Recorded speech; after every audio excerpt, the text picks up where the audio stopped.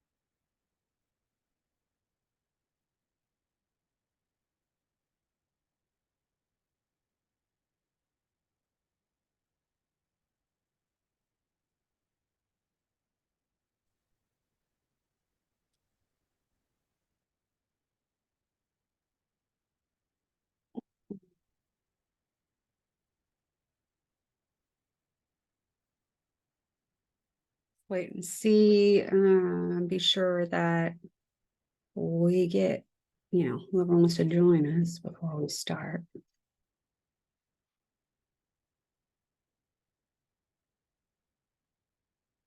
Looking pretty good, actually.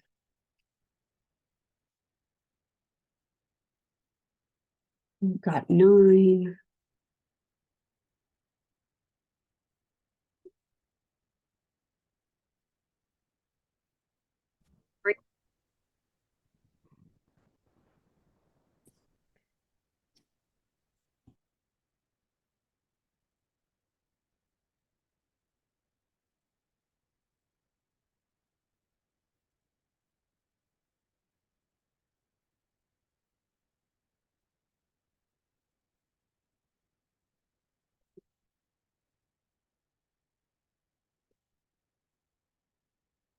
It just reminded me of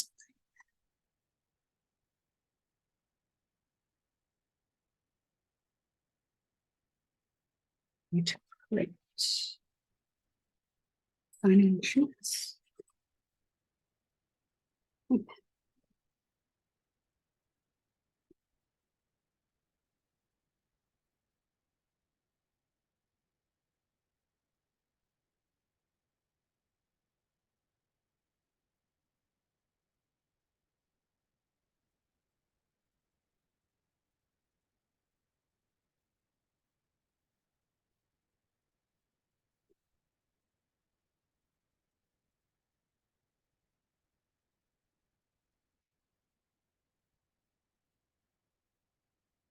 Be sure that I open this chat up because you guys, if you guys end up sending me a chat message or something through this while I am lecturing, if I don't have it open, I will not notice it the whole time. I'm really bad about it.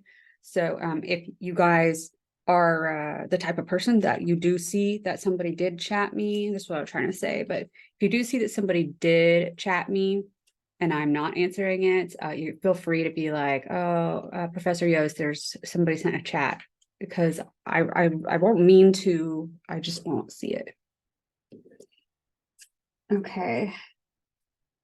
We're pretty much ready to get started. I'm sure we're going to have more people joining in. We've got 14 so far, and we have started recording. Yes, I just want to be sure. I don't want to be that person that like thought I was recording and then it turns out that the whole time. Did that last semester in the summer. Go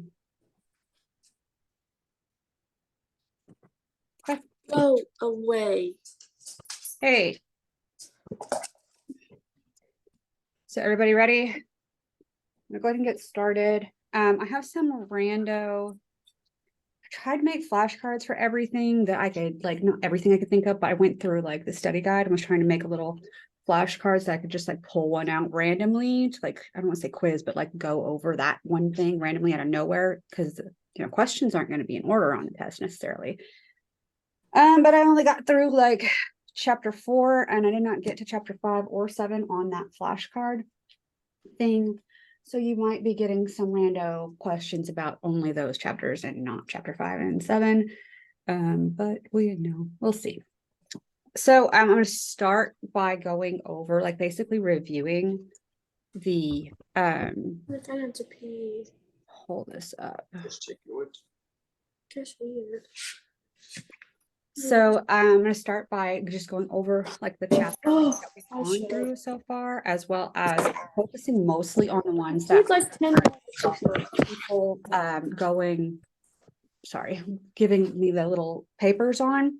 And it does seem like most of you guys wanted me to spend a little more time on the bacteria and then the viruses and then the eukaryotes, but particularly the bacteria. So we will be having more slides on those than we are on chapters 1 through 3.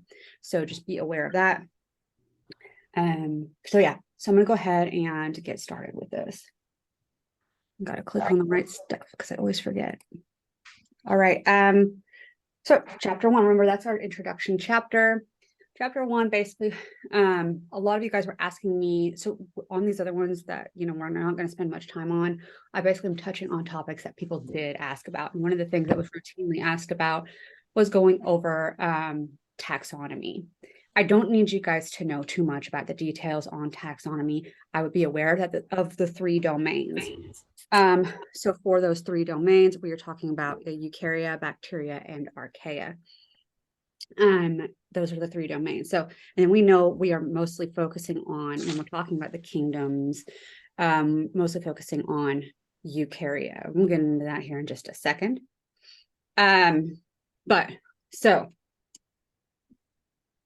So those are the domains. And then of course, all you really need to know past that for taxonomy is know the order. So know that it's domain first, and then kingdom, phylum, class, order, family, genus, species, from largest at the top here down to the smallest. I'm not going to ask you anything else beyond that with regards to taxonomy. Give me hugs and kisses. So just be aware of that. Can y'all hear me? Yeah. Oh my gosh, I'm sorry. That's okay.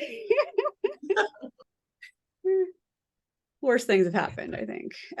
So anyways, but yeah, kingdom, phylum, class, order, family, genus, and species. Whatever you need to do, there's like little acronyms people have. I don't have any good ones just because I forget them all, and this isn't that important of a topic for me, if I'm being completely honest, but I am going to be testing you over it because I do have to be sure that you guys know it. It's like part of the learning objectives. So, so you're going to get tested on it on this exam, and it is going to be a question along the lines of what you're going to see in the Kahoot that is associated with this. So, let me see if I can open that up because I feel like I have that. But yeah, so the Kahoot that is associated with this, we had people in here. Let's see. That's going to have questions about that one. Let's see.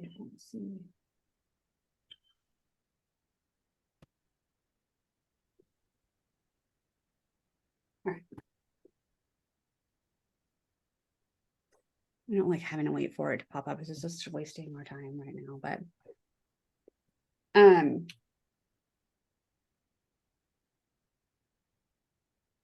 right, let me see. So yeah, so it's asking which of the taxa is the largest as our first question on that Kahoot for those of you who are following along. So that's the type of question that you guys are going to get asked on the exam. So that one is true to the exam. It's not this exact question. It is not this question. So don't just like focus on it, but it's this type of question. I think it's going to ask which one is the smallest, and you'll have some choices. But yeah, it is exactly this kind of a situation. So be aware that's what you need to know about the taxonomy, because I know a lot of people were asking questions about that, and I didn't want anybody to get too like deep into taxonomy. That's something I don't honestly care very much about. But this is all you'll pretty much need to know. Know the order of them. You will have scratch paper and the scratch paper. So if you have like some sort of acronym for it, you would be able to write it down on the scratch paper, so it's there for you to look at, and so you can just like dump it out of your mind at that point and go on. All right, so I hope that answers everybody's questions about the taxonomy aspect of this. Let me move on to the next.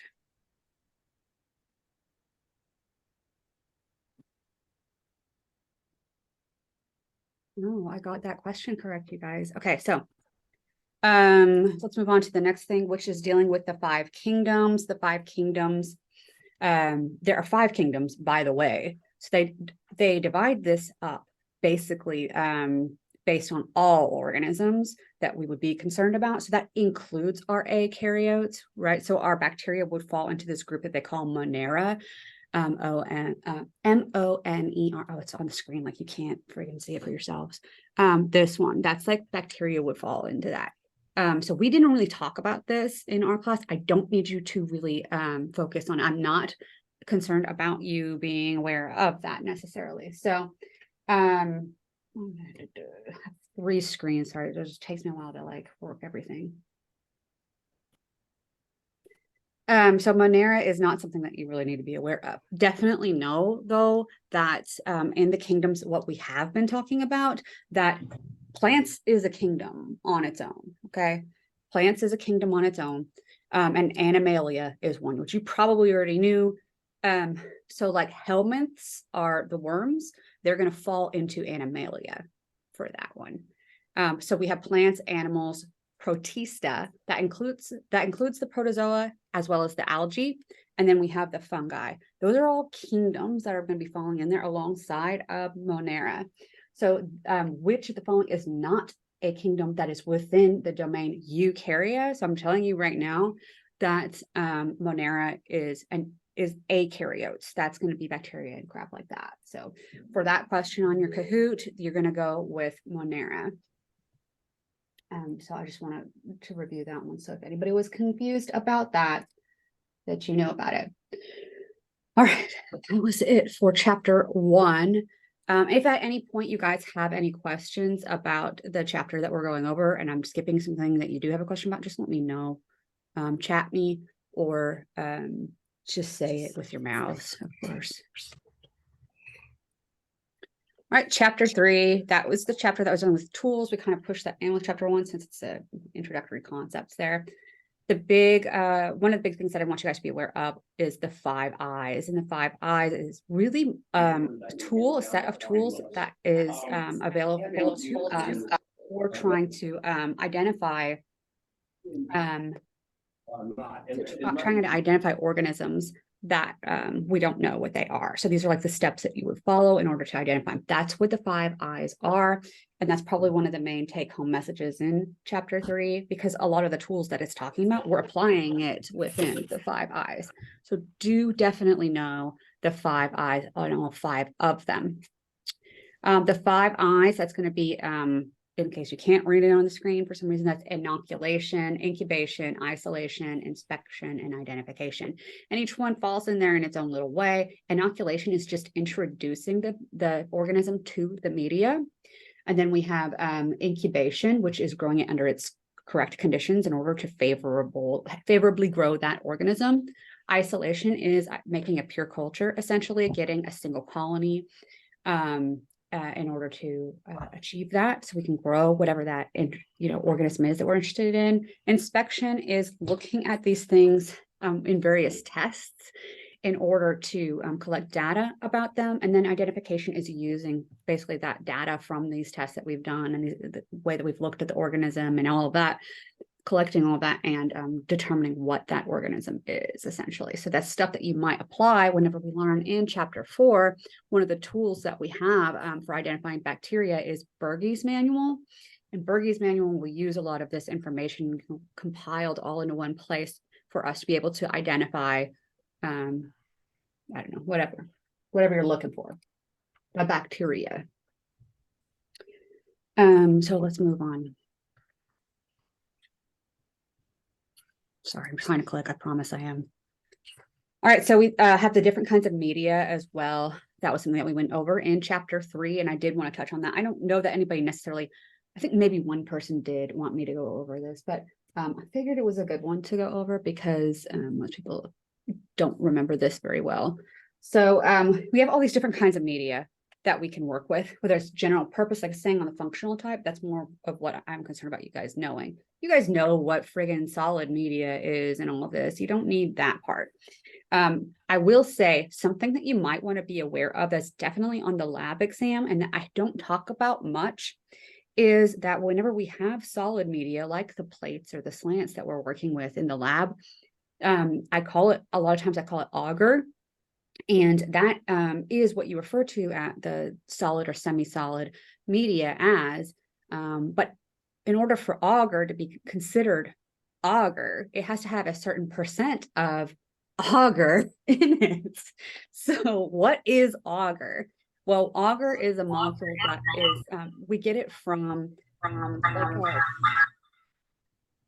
what am I trying to say? The algae, certain kind of algae that we get it from. And it's just, a material that we collect from algae that gives the media some solid aspect. So how do we make media solid? We put agar in it. So that's what it's for. So I wanted to be clear about that because it's not something that I really ever talk about. I just call it agar and, magically expect you guys to know what that means. So let's go over these types of media. just really quickly. We have general purpose, and which speaks for itself. Then enriched means that we have put in some sort of growth factor. So growth factor is anything that an organism requires to be given to it in its diet because it cannot manufacture it for itself. That is like us with vitamin C or vitamin B12. Anything that we have to have given to us in our diet is a growth factor for us as well. So we can think about that essentially in our terms, if it helps you remember it. So anything that has a growth factor in it that helps an organism grow when it cannot produce that thing, that's enriched media. Those organisms that require growth factors to be added to their media, those organisms are called fastidious. That's the word for them. So fastidious organisms require growth factors to be put into their enriched media, right? Selective media is any media that favors the growth of one organism and inhibits the growth of another organism, sometimes working, in tandem to achieve that. So that was an example that we might include. Some people had brought up EMB whenever we were doing our activities. EMB being eosin methylene blue agar, and that favors the growth of gram-negative bacteria and will inhibit the growth of gram-positives. So that's really all you need to know about that right now. We'll get into the details of it in the lab, in the second part of the lab, like after the midterm. So don't worry too much about the details of those media. Just know that selective is going to grow some things and others won't be able to grow. Differential, we don't have that in differential. Differential is just going to like change a color, but anything could technically grow on it. But it just is saying that, we have a way to tell the difference between organisms, usually by a color change, but it's almost always due to metabolic differences in organisms, whether something can digest this or that, or use this or that, and make this product or that product. Usually results in a color change. So that's differential media. You can have both things going on, but those, like when I say both, I'm talking about selective and differential. We can have both at the same time, but there's still selective aspects versus differential aspects. So don't get them confused, but you can have them both. Reducing media, you guys, I'm not going to ask you about it.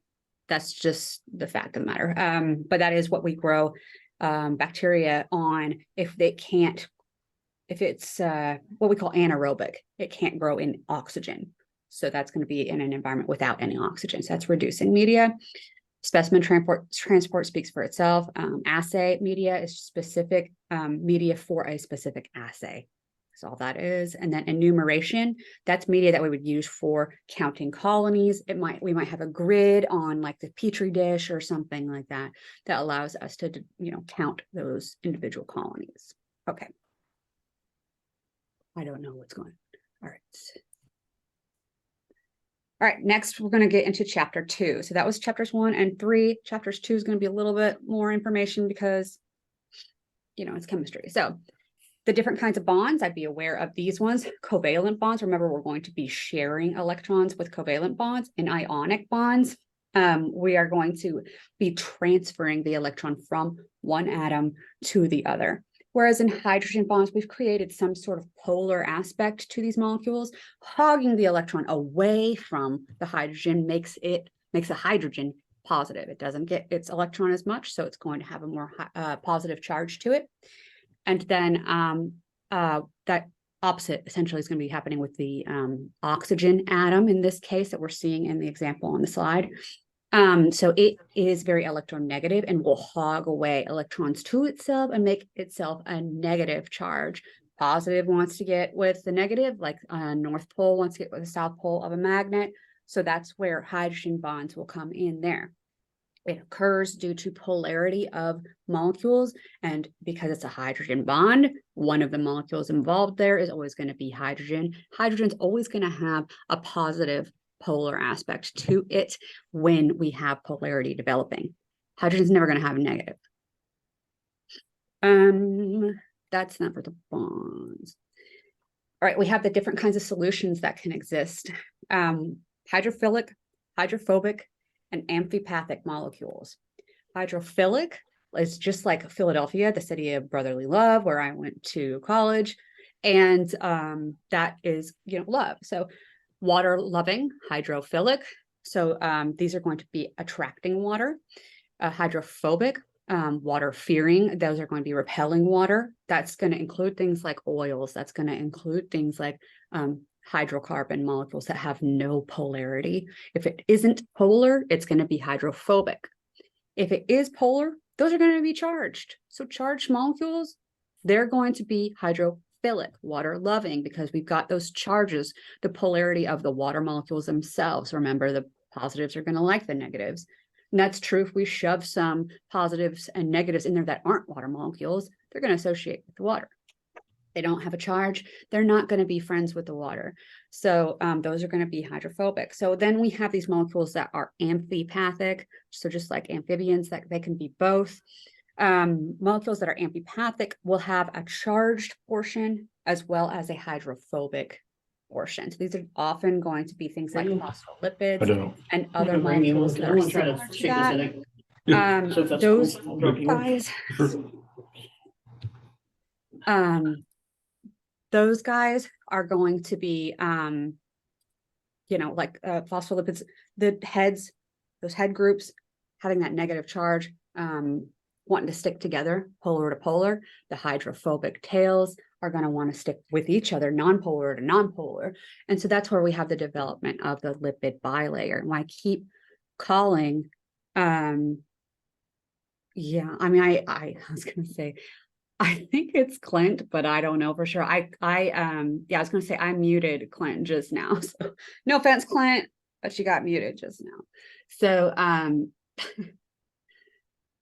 yeah, so I don't know. I muted him on my end, so hopefully that will.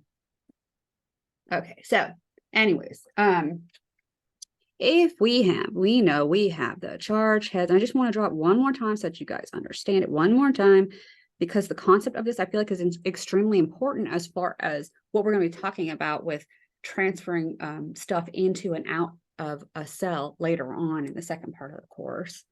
So we have those charged heads and those hydrophobic tails. They actually usually have two of them on there, but I don't want to draw it. So anyways,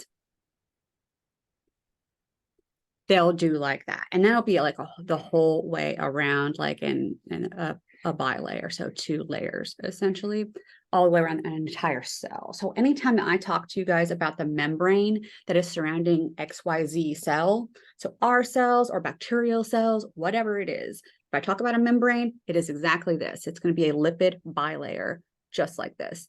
Phospholipids are involved. If we are talking about archaea, just forget it. They're like aliens, and we're not ever going to get into details about stuff like that. Pretty much what I want you to know about archaea is that they're different in any way you could possibly imagine. They look like a bacteria, but they are not, and they are extremophiles. That means they live in extreme environments. That's really all you need to know about archaea.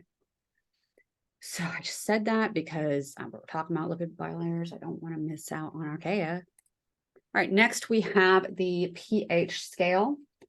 Let's see if I can catch up here. We hate it, right? So the pH scale, the thing I hate about the pH is this part of it. Oh no, what happened to you? Why are you this now? Why are you doing that? Nope.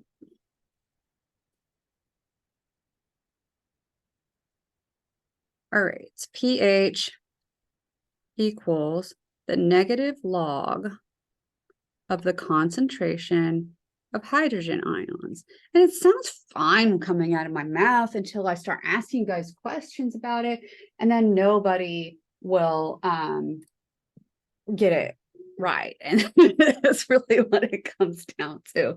So here's what I would do if I were you guys, if I were studying about the pH scale. I would know this. Number one, I would know that the 0 to 14 thing, right? So 0 to 14 is the scale. And of course, the 0, that's going to be the acid. And I can't write that with this friggin', I have a drop down menu. I'm trying to get away from it. Okay. So acid is at the 0 end, and then base, which we'll put a little squiggly around so you can tell the difference. These are the base, or alkaline is another word for that. Okay, so I'd definitely be aware of that. That's number one. I would also, number two, be aware that water equals 7.0. Pure water is 7.0. I would be aware of relations between the pHs. So if I say, here is pH 4, here is pH, here's the pH of your patient's blood, that's 7.2. Is that acidic or basic compared to pH 4? So I might give you comparisons and stuff like that. So just be aware, I will give you reference points on your pHs, and you have to tell me if it's more acidic or less acidic. Another thing that I will be asking you, reason I wrote this equation on here, if I were to ask you the question, if you have pH of water, which is 7, and pH of some sodium hydroxide, which I don't know, say it's 10. I don't know what it is off the top of my head, but it's clearly alkaline. So sodium hydroxide is a 10. So we have those things going on. Which one has more hydrogen ions? And so I need you to be aware of the fact that lower pH means more hydrogen ions. And that's essentially all that the equation is telling us. Just don't read too much into it. So that's what I need you to get out of pH. If you are having any confusion about that, please let me know, because that is something that I need for you guys to really understand, not just for the exam, but because this is going to come up a ton in the lab, in the second part of the lab. So I do need you to know it. Okay.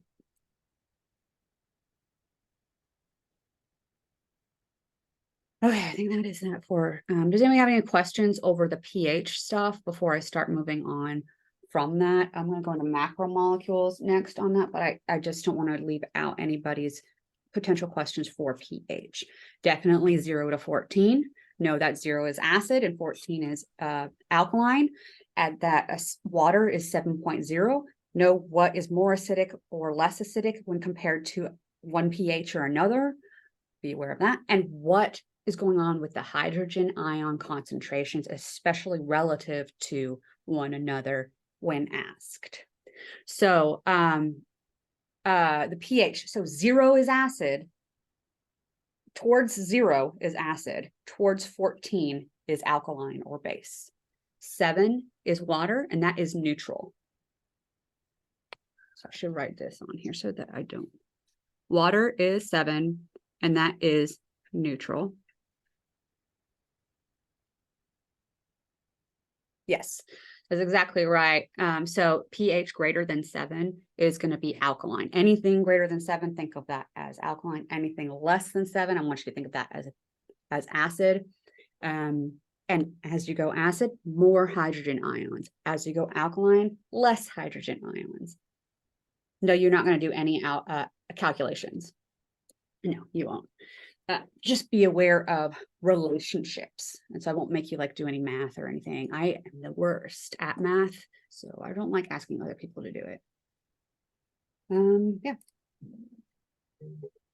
Any other questions about that? Give me just a second.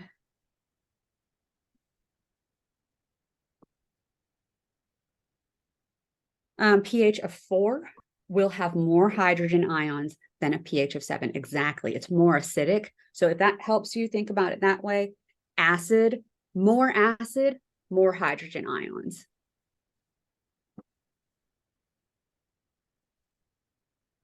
Always, yeah. Trying to get through this thing. Yeah, so the Kahoot questions for this review, I have added those as assigned them or whatever on Kahoot. That basically means that I have it up until September 4th. So that should be more than enough time. So yeah, they will definitely be available for you guys to do that. If you have other ones that you like needed me to reopen, because I think some of them, the follow along ones or something, they like close on maybe tonight. I think I'm not really sure when exactly they close. But I could only open them for so long. It only lets me open them like 3 weeks out. And when I started the class, it was more than that. So if you need me to extend one of those, the follow along ones, let me know which one and I will do that. But otherwise, this review one, I keep pointing at it because it's on my screen over here, but that follow along one will be available through the exam. So if you need that to study, it is there. Okay, so I'm going to move on to macromolecules. Maybe, there we go. All right. So this is more or less dealing with our larger molecules in biochemistry and really getting it broken down into biochem. So biochem is really just referring to chemicals of life, and we know those to be our 4 main groups of molecules that build our cells for us. The carbohydrates. Carbohydrates are macromolecules that are made up of single units that we call monosaccharides. So it's just sugars. It's just another word for sugar. They're going to be linked over and over again and to form polysaccharides. And altogether, that's going to be what makes a carbohydrate. Fun fact, I guess, is that in human beings, we store carbohydrates in the form of glycogen in your liver. So FYI, it's pretty similar to starch or something like that for plants. So yeah, it's not that different. All right, and then we have the lipids. The lipids are obviously fat-based, a lot of hydrocarbons. And when I say that, this means carbons and hydrogens, and those are going to be pretty hydrophobic. So they're going to have that trait to them. Lipids are important as far as our membranes and forming a lot of like hormones and things like that. Our membranes are supported mostly, like our structure of our membrane is supported mostly by cholesterol. And that's what it really does for our cells, cholesterol, as well as being a basis for hormone generation. So any of the steroids are pretty closely related for that. So steroids and sterols, they're lipids technically. So that's what they are. And then we have also the phospholipids for those lipid bilayers for membranes. That's lipids. Proteins. Those are repeating units of amino acids. So that's our single unit that's going to be involved in that. We have all those different kinds of amino acids. There's 20 of them. I have it on the next slide, so I'll get there in just a second. But we have the 20 different amino acids that can come together in all these different ways that will associate with one another in all of these different ways to create these different structures and therefore functions of proteins. So our amino acid sequence for proteins, that just directly whatever amino acid over and over, and it's read out and created during translation. Whenever that's happening, that's our primary structure for proteins. I don't even know if I have another slide about this. I'm going to go ahead and write it down just to be sure. Our primary, or 1 degree, that's another way to look at that. That's going to be our amino acid sequence. Our secondary, that's going to be structures that are generated from our different amino acids relating to one another. And in crystallography, when we're trying to figure out shapes of proteins, 2 major structures pop out. Those 2 structures are referred to as an alpha helix, so multiple being alpha helices, or a beta sheet. And alpha helices are helix shape, and beta sheet are just straightaways going back and forth. And we call those pleated sheets whenever they go back and forth like that, literally like a zigzag. So those are the main structures that we see forming first due to those amino acid sequences. Then all of that can start to fold in on one another, associate across from one another, even create covalent bonds across the way, especially whenever we're talking about disulfide bonds between sulfur groups on some of these guys. So that is the tertiary group. So I just look at that as, a disulfide bond formation and more R group, which is what makes each amino acid different from one another. And then quaternary, that's the functional protein. It's usually going to be maybe the protein that we made just above there, or our polypeptide up there, plus another polypeptide or a cofactor. Could be a metallic ion. It cannot work without it, like hemoglobin cannot work without the iron. So that would be a quaternary structure there. All right, so that's the proteins. After that, we have our nucleic acids. Of course, we know our nucleic acids are our DNA, which is our genome, our RNA, which is our working copy of that genome. And then we also have the energy molecule, which is ATP. Adenosine triphosphate falls into the nucleic acid category. It is our energy carrying molecule, because those phosphate groups have that negative charge that are going to push each other away from one another. And so that's where all that energy is being stored within that. We can break that bond and it's like potential energy being released, or like two south poles of a magnet just forcing them into one another. And then we let go of them. They push apart. That's releasing energy that was involved in that. Our cells can make use of that energy and power all sorts of, chemical, what am I trying to say? Chemical reactions, that's the word. And that's what makes up our metabolism. That's the making and breaking of chemical bonds, all of it all together. All of that is called metabolism. I just misspelled words. I hate that. I do it all the time, sorry. Okay, so that's our macromolecules. These are our amino acids. Just to give you guys a sense of those 20 amino acids, you've probably heard of some of these guys. Alanine, arginine, asparagine. I don't talk about that one very much, but it exists. Aspartic acid or aspartate, cysteine, glutamic acid or glutamate. If you've ever heard of monosodium glutamate, that is glutamic acid or glutamate with one sodium. It's not that big of a deal, and it's actually pretty tame. It's a natural molecule. So MSG, if you guys aren't following. Glutamine, glycine, histidine. So anyways, I'm not gonna go through the rest of them, but those are our amino acids. And if you look over on the far right, it's talking to us for each one. It's talking to us about the R groups. That's just the thing that makes each amino acid different and different from one another. And whatever R group that thing has, whether it's cysteine or glycine or methionine, whatever, may have polar charge. It might be polar. It might have a specific positive charge, like it's saying about arginine. It might have no polarity whatsoever, so hydrophobic typically there.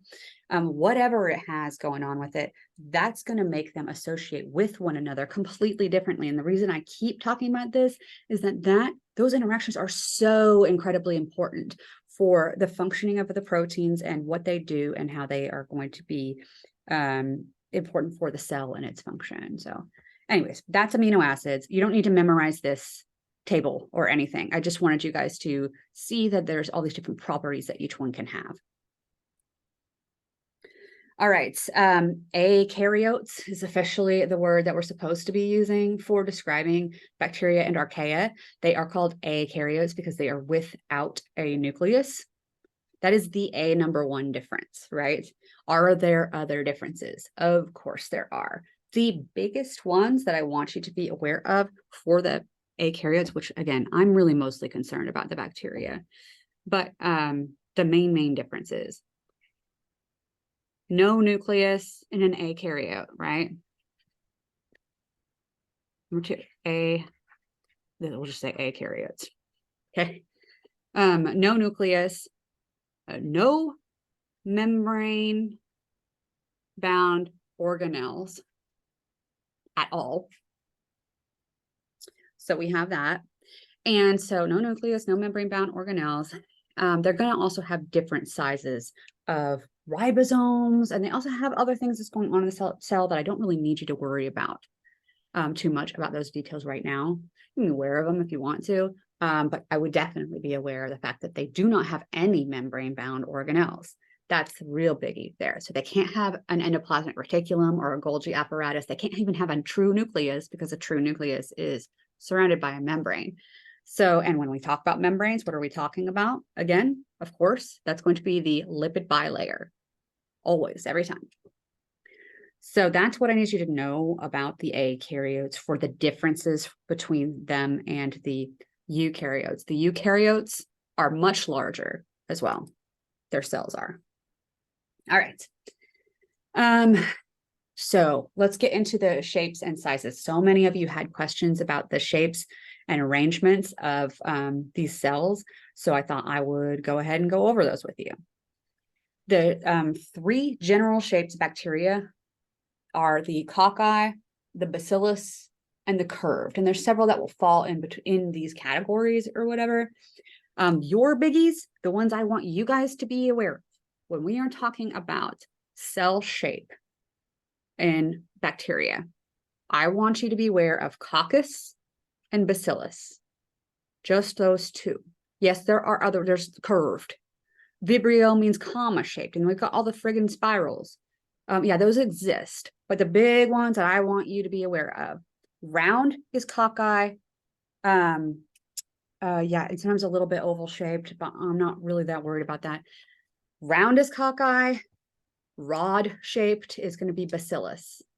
If you hear that an organism is named Staphylococcus, then we know coccus means it must have round cells. That's what it says.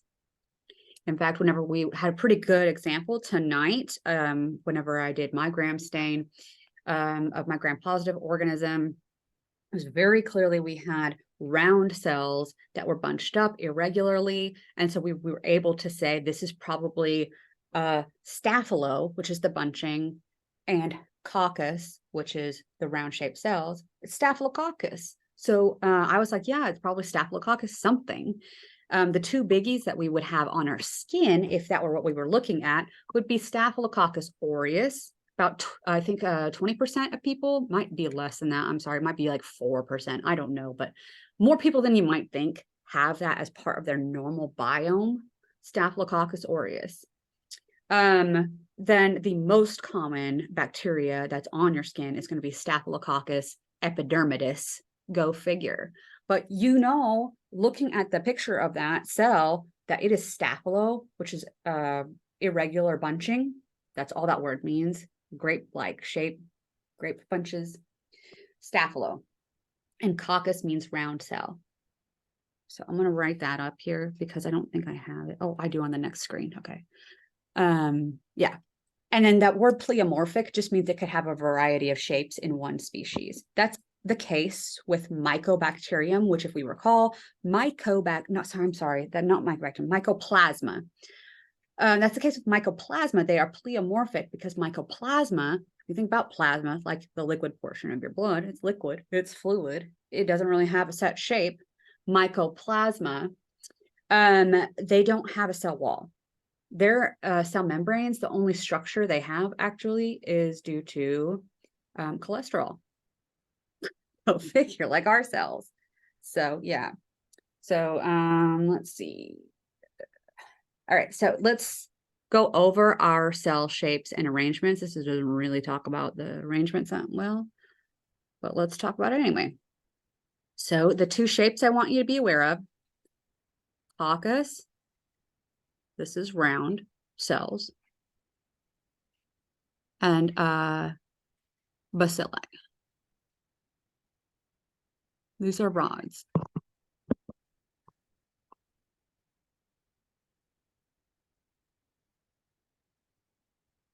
The arrangements.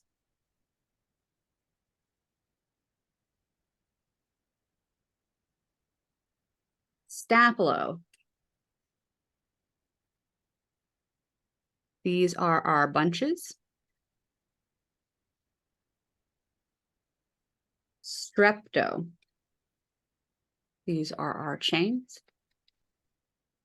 So strepto, again, I will say how I remember it, which is strepto, stripto, strips of cells, or chains of cells, same thing in my mind. It's definitely not bunches. So that's how I separate them. Number 3, diplo. So pairs, right? 4, palisade. So palisade is referring to fence post like grouping, and we don't see that in any of our samples in the lab, right? We haven't seen that yet. So they're going to stack up sort of like this if these were cell-shaped, rod-shaped things. And they're going to be up against one another, but you get the idea.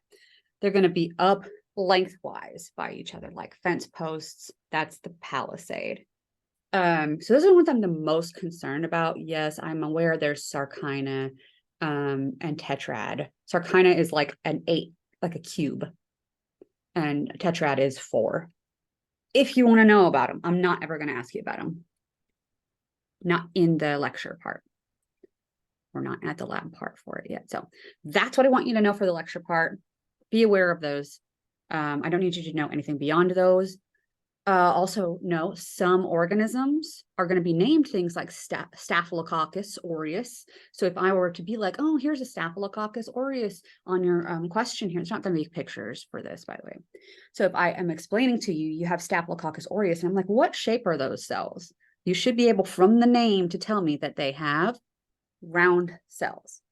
Staphylococcus, coccus, round. Also, if I were to be talking to you yet for the millionth, thousandth, quadrillionth, I don't know, time about Bacillus anthracis, if I were to ask you what shape those cells are for Bacillus anthracis, I would expect you to be able to tell me that they are rod-shaped by the name alone. Okay, so that is true for anything with a shape name, an arrangement name, a combination of those. I will not ask you about shapes or arrangements of organisms that do not have those giveaways. Not on this part, okay? Not for the lecture exam. All right, let's move on to the flagella. I hope that answered everybody's questions about the arrangements and all of that. Let me know if it didn't. Our flagellar arrangements. We have polar and non-polar arrangements that we can have. Polar means that we're affecting one end or both ends of the organism. So pretty much everything above that. So monotrichous, we have one single flagellum at one end of that organism. So that's this one here. Monotrichous, that's polar. It's at one end. That involves the end. If we're talking about lophotrichous, that's a tuft at one end. That's this one, lopho. So I'll do mono, I'll do lopho. If we were to be talking about amphitrichous, I don't think that these are really good pictures for amphitrichous, are they? I don't even understand what D is a picture of. But hey, I'll tell you what, here's what amphitrichous looks like. Either like this. So it's polar. We have one from each end. So amphi, again, both. Or it could have a few, like even tufts. But they're at each end. So if they're at both ends, that's still amphitrichous. Flagella at both poles of the cell. So this is amphi. And then peritrichous, we are talking about flagella that are dispersed randomly or completely around the entire cell. The best example, I feel like, of this one that's obvious is this one in here. So that's our peritrichous. So that is not polar. That is not a polar arrangement, right? Because it's just kind of all over the place. The other ones are polar because they're involving one end or the other or both at the same time, but they're ends. That's the flagellar arrangements. Now I will remind you that flagella are the only means by which bacteria can move. Motile bacteria, if they are able to move, and we will be looking at that in the lab, the second lab after we get back from this brief vacation after the exam. So we're going to see if they're moving around. Basically, that's what I'm trying to say. We're going to put our little liquid on a little slide and look at it directly and see if we've got little guys moving around. If they are moving around and we see them swimming around, they have to have flagella. End of story. There's no other way to get around if you're bacteria. So the way flagella work in bacteria, the flagella themselves move in a clockwise or counterclockwise way. That's no other way that they can move the flagella. So alternating between clockwise and counterclockwise causes the cells to just sort of like shift suddenly. That's what we call a tumble. When they're just moving along straight rotation in that flagella, that's a run. They'll swim very smoothly and linearly, roughly linearly. They suddenly turn the flagella direction. That's the tumble. If they're trying to get away from something that is harmful, of course, they're going to have numerous tumbles. That's going to cause them to want to get away as quickly as possible. So keep turning, keep turning, keep turning until they are facing the frick away from whatever they're trying to get away from. If they're trying to go towards something, they might have to turn a little bit, and they'll respond to how concentrated whatever that thing is that they're moving towards is in their environment. So the only way they're going to be able to turn in any way whatsoever is going to be involving the runs and the tumbles. So that's it. That's how bacteria move with their flagella, if they have them. If they don't have flagella, guess what? They don't move. All right.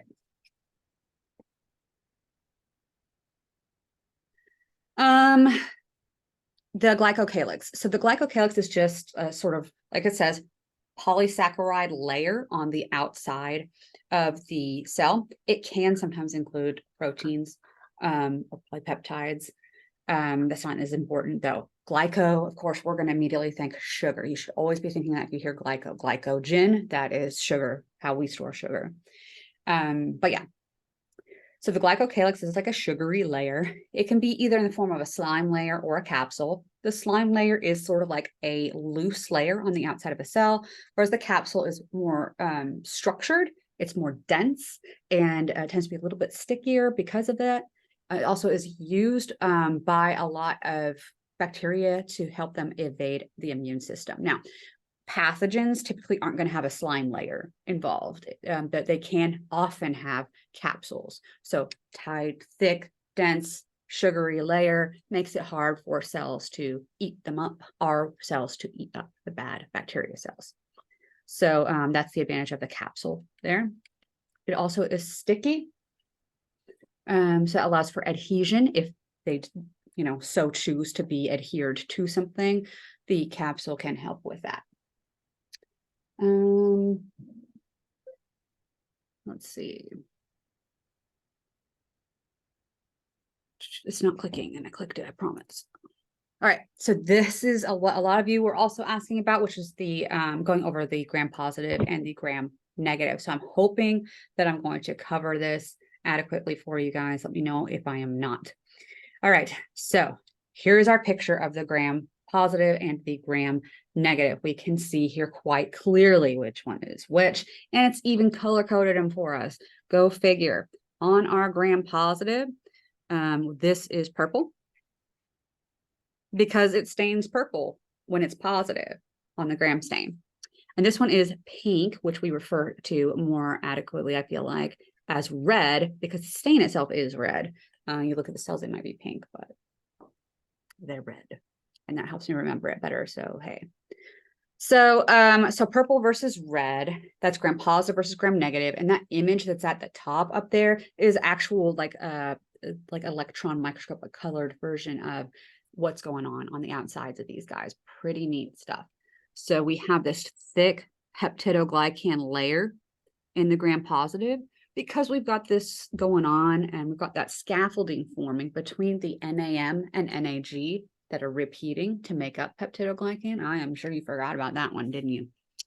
So it's just going to be NAMs and NAGs. And remember, I told you I'm not going to test you over what these stand for. But if you ever see them, you should be able to know that that is referring to peptidoglycan. So NAM and NAG are these kind of sugar-related molecules that are going to repeat over and over and over and over again. They're going to go over and over again. whatever, and create these long strands. And then they're going to be cross-linked by a polypeptide cross chain. So that's where the peptido part comes from, that polypeptide cross chain, peptido. Glycan, like we were saying about glyco, sugar. So those are those NAM and NAGs. That's all peptidoglycan is. So NAM, NAG sugars linked together by peptido portion, which is our peptide cross bridge. So that's peptidoglycan. So it stacks up, and here we would have like more going on over this. Let's say that's NAM and NAG over and over again also. And then this is your peptidoglycan peptide bridge to hold it all together. And then it's that over and over again. So in a gram positive, this is going to stack up like a big scaffolding. So that kind of gets a little bit unstable and gets hard to manage whenever we're making new cells. So whenever we have that situation, we need to have support. And our support that we get in our gram positive cells in our peptidoglycan wall that's thick like that is the lipoteichoic and teichoic acid. We can see those are our little orange guys in the picture. Lipoteichoic and teichoic acid. So that's only going to be in the gram positives. That's all you really need to know about those structures. All right, in the gram negatives, we have about one layer of peptidoglycan, 1, 2, but it's really not any more than that.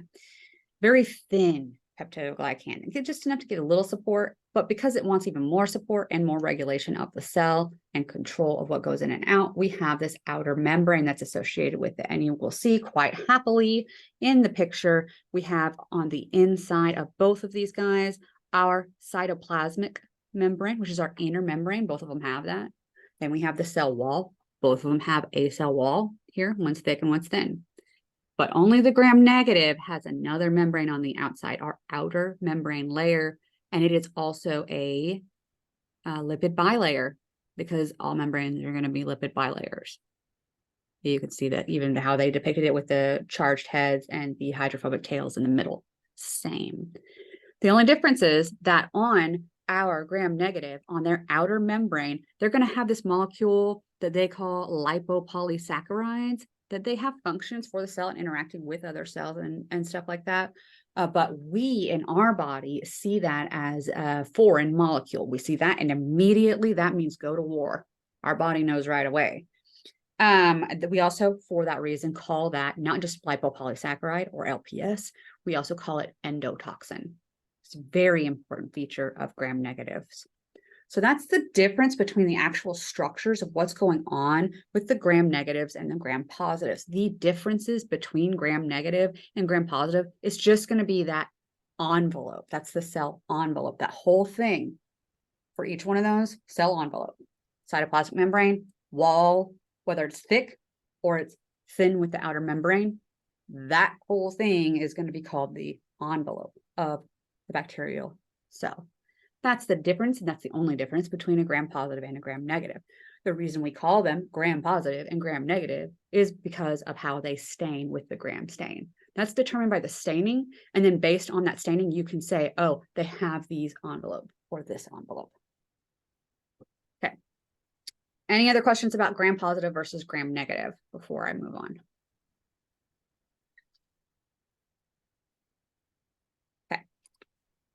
All right, so this is just another slide that's going a little bit more in depth over that lipopolysaccharide or endotoxin. I just didn't want to miss that point for you guys, but it does show the structure of it a little bit better so you can get an idea when I say lipopolysaccharide, fat polysaccharide sugars. Yeah, so it's got different parts to it that determine, you know, how we would react to it and all that. So yeah, it's just going to be attached to the outer membrane, and can even be attached through it to the peptidoglycan underneath. So that's endotoxin or LPS. All right, we have some weirdo ones that are going to be different than everybody else. So these guys, this is going to be our acid-fast bacteria. That's going to be the Mycobacterium. They're called Mycobacterium because they have mycolic acid involved in their outside. So they're gram positive. They've got this weird waxy / lipid layer that's thick associated with the top of their cell wall. And part of that is this wax called mycolic acid. And that's why we call it mycobacterium. And that's why it stains positive in the acid-fast stain, just the presence of that mycolic acid. We also have some bacteria that don't have any cell wall, that in the case of mycoplasma have cholesterol in order to support all of that. But yeah, so those are our weird ones: mycobacterium and mycoplasma. Those are the pleomorphic ones that have weird shapes because they don't have the cell wall. So plasma, liquidy, doesn't really have a shape if it's liquid. That's how I remember that one. So any question about that? So I guess you can see in here probably that I have grayed out a word next to mycobacterium, and that used to say nocardia. So if you guys are watching the lecture and reading the textbook and the notes and everything like that, and you get to, it's the cell walls of mycobacterium and nocardia, don't give a F about nocardia. I want you to know about mycobacterium. All right, plasmids. Let's not get confused about plasmids. Plasmids are little circular bits of DNA, DNA circles. They're tiny, but they do have some genes on there. But compared to the whole genome of a bacterium, which is also circular and DNA, it's very small compared to that. They are non-essential. They are not necessary for the survival of a bacterium that has the plasmid, but they can give traits to that bacterium that are helpful, like antibiotic resistance. We can also insert our own genes that we are interested in into an engineered plasmid and pop that into a bacterium that can accept it. We call that a competent cell. It's usually E. coli that we use, and then make that bacterium spit out that. So it's very useful in genetic engineering, which we will be getting into in chapter 8. All right. Plasmids, they're DNA, they're circles, they're extra. They're not necessary for survival. Now we have the endospores. So let's go over the cycle of an endospore, shall we? Let me draw it a little bit for you because I feel like I can simplify it way easier than this. But let's say you have a vegetative cell. Here is your vegetative cell. I'm veg. And it's metabolically active. So we are all happy and making, we're excited and we have food that we're eating and all that. And it's a good old time, right? Vegetative, metabolically active. And then we have some sort of situation go on around us where we run out of food. And so we decide to hunker down until we get more food to us. We are just going to straight up hibernate until we get food. So it's like the winter's coming for the polar bear. Do polar bears hibernate? Let's say the grizzly. We know they do. So, anyways, then we'll make the endospore. So this is going to have like a thick cuticle covering or whatever. So that's our endospore. That's the hunkering down. That's the hibernating. In order to get from vegetative to endospore, from being metabolically active to a version where we are protected and waiting out and hunkering and hibernating, this process is called sporulation. That's forming the endospore, okay? A cell that is actively forming an endospore in it, coating it, separating it out, getting it all ready to spit it out and all of that, that cell is called a sporangium.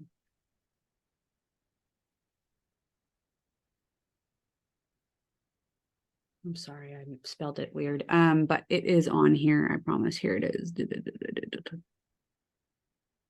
Okay. So the cell that's actually making it is called the sporangium, and it's gonna, at the end, we'll have the endospore. All right. Now we're happy. We've got food coming to us. Somebody DoorDashed for us, and we're gonna come out of hibernation and interact with the world and become metabolically active again. And so what's going on here, we call this germination. When you guys think of plants growing, if you're going to grow a plant, if you're going to germinate, it's like, coming back to life, creating new life, if you will. Apply that concept here. So germination, we're taking this dried up old spore and then feeding it, and it's going to become active and grow again and be happy and divide and be a cell. So that is essentially the steps that are involved in going from metabolically active vegetative cell into an endospore and then back again, and terms that are associated with going from one to the other. So they essentially have two phases in their life cycle, which is that vegetative version and the endospore. All right. So endospores. Right, what do I say about it? So this is talking about bacillus specifically, but endospores are involved in two genuses. There's a genera, that's the multiple for it. Two genera. And that's going to be bacillus, whatever's. Bacillus. Remember, this is it. And then Clostridium. Please don't forget about that Clostridium, because I know that you guys know what C. diff is. And if you know what C. diff is, or if you know what botulism is, or if you know what tetanus is, and you need to know what Clostridium is. Remember, there's also gas gangrene, which is Clostridium perfringens. And let's not forget, Clostridium perfringens can also cause food poisoning. So, I don't know, but Clostridium is the worst. We can keep talking about anthrax if you want to, but Clostridium is the worst. All right, let me move this on. I'm really behind on it. All righty. That's spores. Let's move on. Of course, we just mentioned the endospores are important for a few reasons. Not just because they dry out and they're easy to transport and use for bioterrorism, but because it's hard to get rid of them. So when you're cleaning in hospitals, it's hard to get rid of endospores from C. diff. It's really easy to contaminate your cultures with them because they're just all over freaking everything everywhere. I've had this problem almost every semester with one of our Lactinobacillus spiricus. It just creates, buttloads of endospores. And it's just, sometimes it just gets in other people's cultures and it causes a mess, especially people aren't being careful with sterilizing their loops and stuff. So, but yeah, so you can't boil them away. They don't really wash off well with soaps. They can't be killed with typical disinfectants. So they're really difficult to get rid of. And that is why when I'm talking about food canning industry in this slide, botulism. All right, archaea, like I said, they differ in a lot of ways to bacteria. They have different DNA sequences. They are actually DNA-wise more related to us than they are to bacteria, even though they look like bacteria. They have different membrane lipids. They have different cell walls. They're different and they're weird and they're alien. They look like a bacteria, but they're alien. That they are also, the other thing to be aware of with archaea, like I said, extremophiles. And what does that mean? They live in super hot temperatures. They can thrive in below freezing temperatures. What? They live in high salt concentrations sometimes. That's called halophile. Man, I mean, they can make methane and live in areas where there's no oxygen. It's just, they are a mess and they are not normal. Okay. So we have our ways that we separate out our bacteria, the way that we talked about in our lab, dividing them up based on their cell envelope.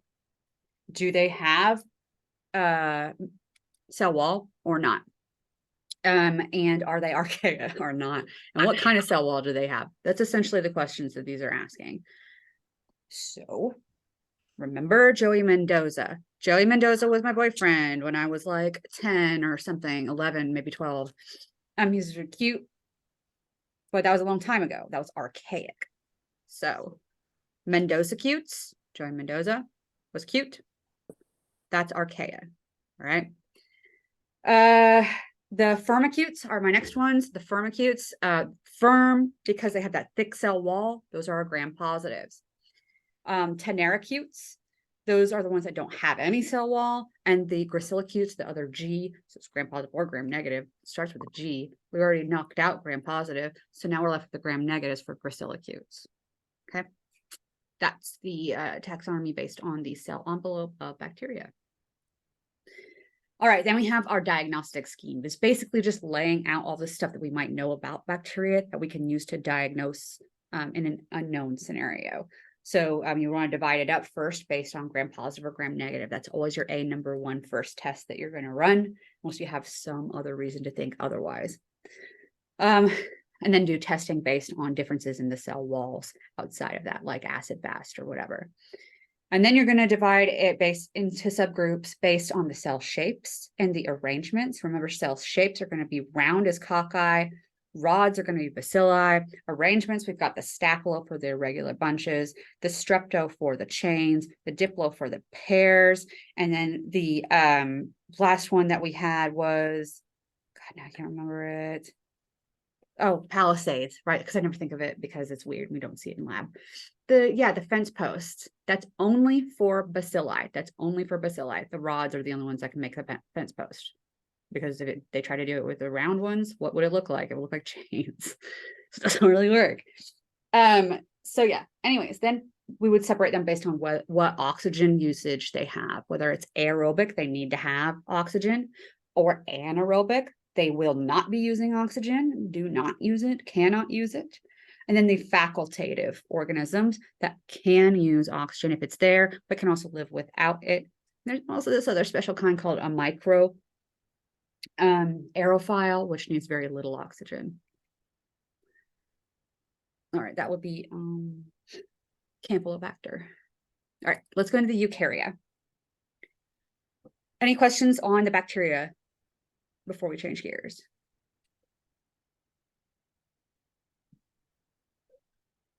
I'm gonna catch up over here. I do have a quick question. Yes, what's up? On the, it's like the Kahoot question we just had, the one talking about the stains. Uh-huh. Like, how do we know that again? Okay, let me get to that one. Do you remember what it says? It was like, when trying to locate like what bacteria is what's the best test to start off with, and it was like gram, acid fast, capsule. So that kind of does go back to that last slide that we were looking at. Your first number one information that you want to find out about any unknown is always going to be the gram stain. So you always want to divide it as either gram positive or gram negative, mostly because that's how we classify all of them. Okay, sorry, I must have missed that. It's possible that I selected the wrong choice as well. Sometimes whenever I'm like writing it, I'll click on the wrong answer. So if you put that, that might not be on you. That might be on me. So I can double check that too. I'm almost to it actually. I had got it right. I had put gram. I just guessed, so I was just kind of confused as to why. Okay. Does that answer it though for you? Yeah, it does. I think you said it. I just think I might have missed it. My baby's up. I probably didn't say it in class. This is probably one of the times that it's one of those things that I probably mentioned in like the lecture, but I didn't, like in the video, but I didn't say it in class. So that's another thing, right? So some people I know as they're studying probably haven't watched some of the lectures yet. I'm not judging you guys if that's the case. You do you. But so some of the stuff might sound a little bit like out of left field if you haven't gone through that yet, if that makes sense. Anyways, so if that answers the questions for the bacteria, I'm going to go on with the eukaryotes. I know that's probably late. I don't even want to look at my, well, it's only been like an hour and 10 minutes. It's okay. We'll get through it. Okay. Eukaryotic cells. All eukaryotic cells have the things on the left. So cytoplasmic membrane, everything's going to have, and every living cell has to have a cytoplasmic membrane. It's just holding all the stuff in. So everything's going to have that, whether you are a eukaryote or a eukaryote. So eukaryotes have that. The nucleus, which is a membrane-bound structure that contains the genome. The mitochondria, which is a membrane-bound structure that creates the energy for the cell. The endoplasmic reticulum, a membrane-bound structure where we're going to be making the site of protein synthesis and modification. The Golgi apparatus, which is the structure where we are going to be creating vesicles for transport within the cell as well as out of the cell. Vacuole, which is a storage structure with a membrane, it's membrane bound. The cytoskeleton, which is just referring to a lot of these being protein-based structures that give the cell structure as well as the ability to move things around within the cell. And then it is not membrane-bound structure, that's protein-based. And then we have like actin counts as that, and microtubules. Those be structures for that. And the glycocalyx, which is the outer covering of the eukaryotic cell. And that includes the extracellular matrix for our cells, for example. So all eukaryotic cells are going to have all of those. Some eukaryotic cells might have a cell wall, like plants. We don't have that, but plants do have a cell wall. Theirs is made of cellulose. Remember that fungi have cell wall, but it's made of chitin. Some of them might have locomotor appendages. Here we're talking about things like flagella and similar means of moving around, like cilia or something. And chloroplast, that's for photosynthesis, right? Membrane bound. All right, so that's the main structures of a eukaryotic cell, what they have to have and what they might have. Remember that this is one thing that we know we did not talk about in the reviews in class. Mitosis and meiosis. If a eukaryotic cell has to duplicate itself, then it goes through mitosis. If it needs to make germ-based cells, germline cells for sexual reproduction, those gametes are going to be made via meiosis. So they're different processes. They both involve duplicating the genetic material, but splitting things up in more steps or less steps. I don't need you to know it any more beyond that. I probably should talk about it more than that, but I'm not going to. Professor Yost, Yes, what's up? before getting into mitosis and the stages there, we're in the eukaryotes. Are you going to talk about the endosymbiotic theory or no? Sure. If you'd like me to, I didn't put a slide up about that, but I'm happy to talk about that briefly. It's not too difficult. Let me go back to the slide. Where did it go? There it is. In eukaryotic cells, right? We have all these membrane bound structures, and they all do different things for the cell. Two of these things, the mitochondria and the chloroplasts, are very unique. They have their own DNA, and I'm not kidding, their own genome. It is circular. What does that sound like? Bacteria, right? So they have their own circular DNA. They have their own ribosomes that are different from like everything else, every other ribosome in our cell. They have their own ribosomes that look like bacterial ribosomes, same size because they're different sizes. They will divide separately from the cell, and they have membrane structures that are more similar to bacteria. Anyway, so you get the idea, right? They have so much going on, the mitochondria and the chloroplasts, so much going on with them that are so similar to bacteria. The endosymbiotic theory states that there was a progenitor cell of some kind that isn't technically a eukaryotic or a prokaryotic, something weird in between. Anyways, it got involved with a bacterium of some kind. That bacteria started producing energy that it could use. So it ate up that bacteria. It was using the energy it was making. The bacteria that was in it was getting food. And so it was this good, mutualistic benefit going on that eventually became permanent. And that is where they think mitochondria and also eukaryotes in general came from, and why we have membrane-bound structures inside of us at all. Is because of this, potentially. So that theory is called the endosymbiotic theory, that we had these organisms within us that were just symbionts. It was mutual benefit, but we ended up depending on one another for life, which is what symbiosis is. And then that's where our cells came from. Does that answer your question? Or does that fill in any information that was missing? Yeah, based upon my notes, it filled in a couple of things. Okay. If you have any other questions about it, I'd be happy to answer them for you. I think that filled it in for me. I appreciate that. Okay, yeah. It didn't put other people in the weeds. No, and I'll let you know too, with regards, I don't remember exactly if I have any questions about the endosymbiotic theory on there. I want to say I might have one, but it would be something like that. It would be basic about it. It's not going to be like super ultra detail, if that helps at all. So it will be conceptual. Yeah. But yeah, so that is the endosymbiotic theory. Good question, because I forgot completely about it, to be honest, when I was making these slides.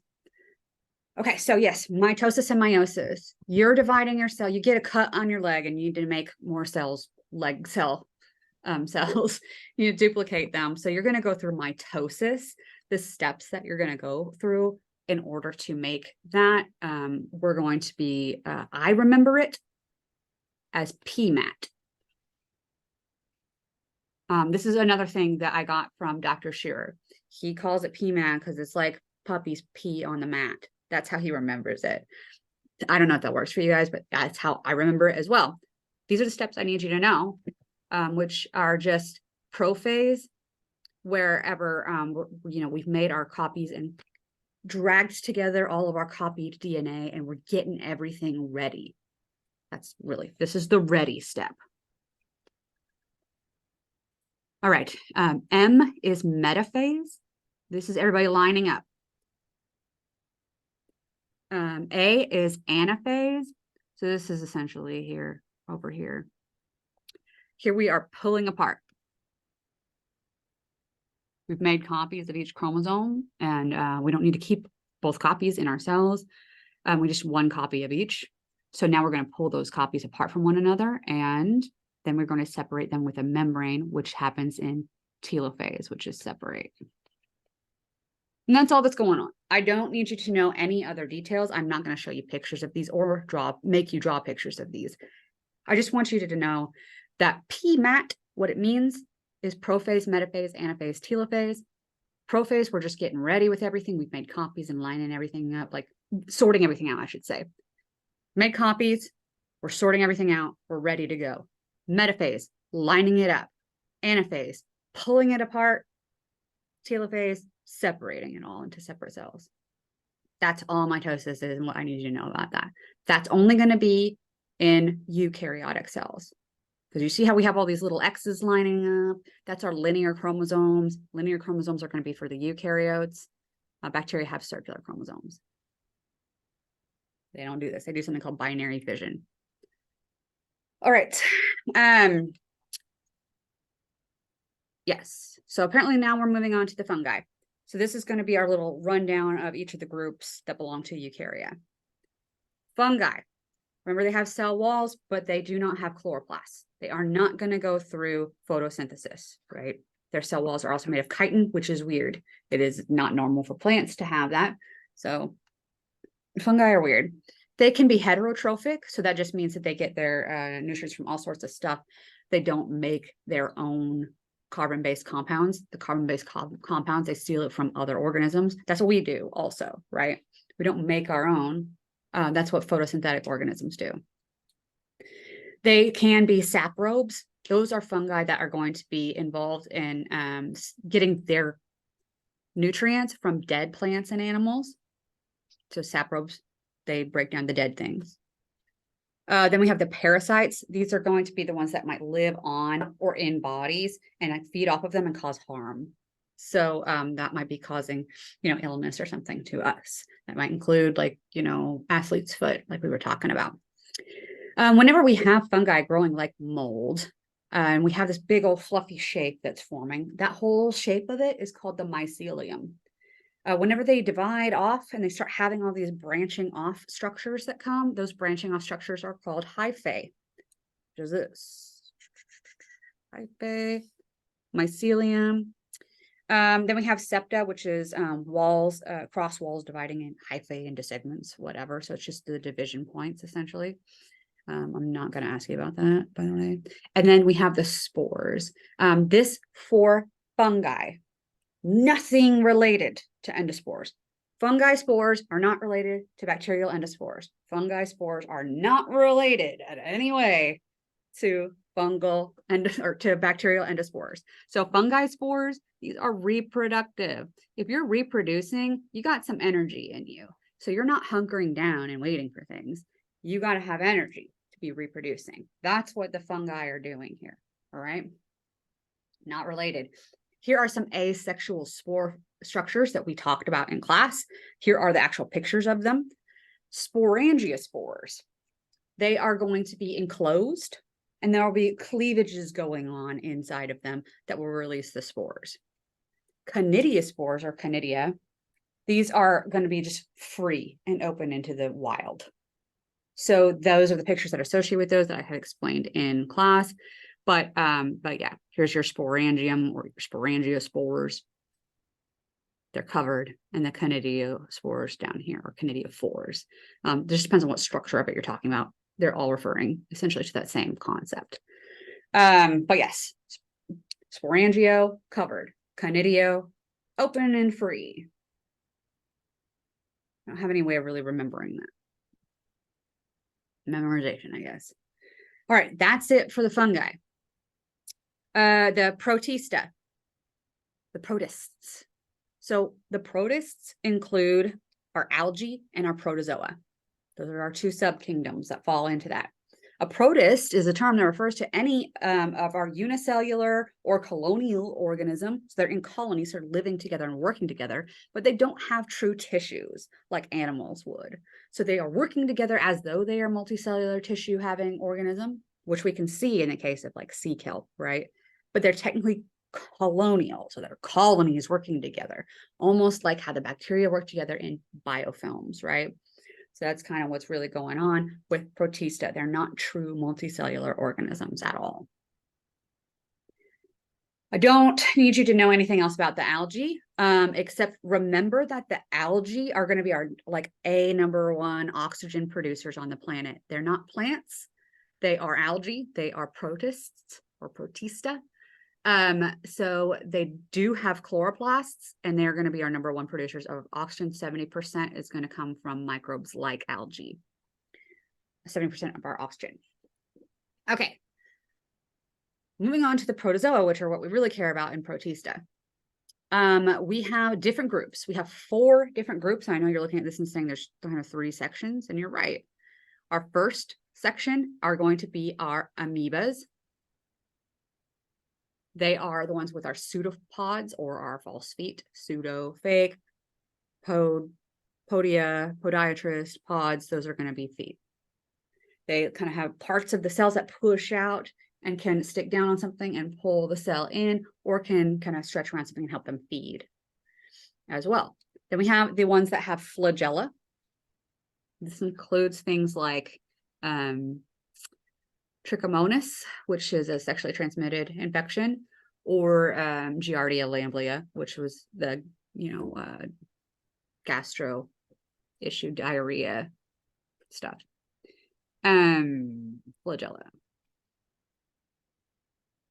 The third one is going to be the cilia one. Those, they use their cilia, which are like little, almost like shovel-shaped, like a hair-like appendages. They're tiny, which is filter their environments, or sometimes even help them move around. They can kind of do either thing, but you've seen them as little, like, I'm going to do the sound effect again, but I feel like it is true to the situation, which is like, they're like, they have the little fingers constantly moving, but they're like a ton of them. They can feed with them or move with them. Those are the cilia. And then we have the fourth group, which isn't really on here because they are non-motile, and all what this is talking about is moving around. These are also known as AP complexans. So those are our 4 groups of the protozoa. And it's important to be aware of them because all of the 4th group, the AP complexans, all of them are parasitic. All right, protozoa have 2 kind of states that they can be in potentially, and this does relate back to similar to endospores, right? So here's our trophozoite.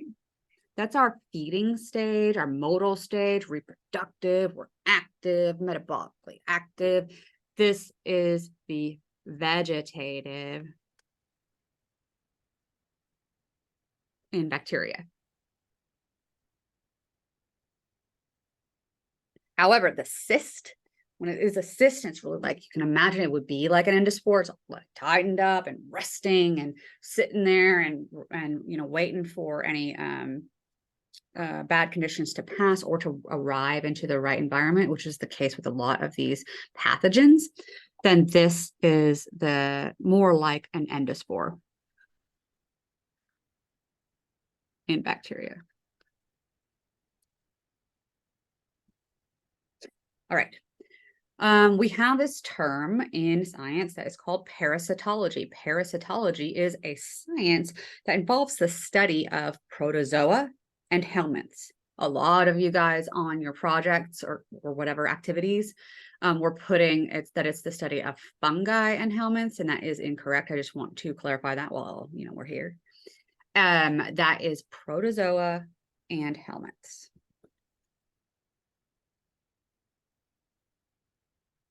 All right, so helminths. So these guys are going to be referring to flatworms and roundworms. The flatworms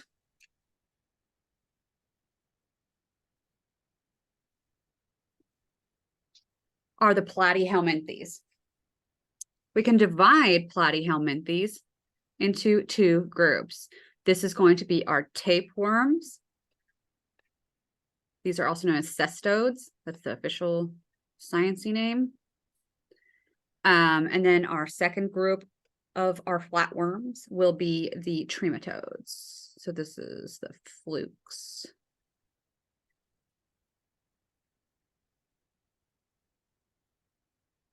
Which, remember, me working at OBI was my fluke. So when I worked at OBI, I operated the Trema machines. That's how I remember that. Right, so that's flat platyhelminthes.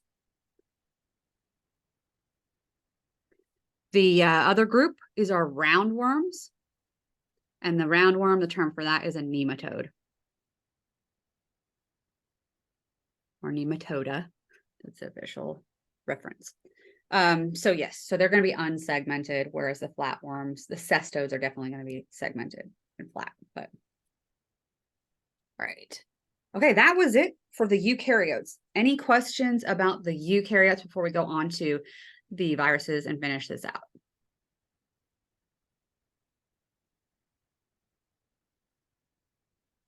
Okay.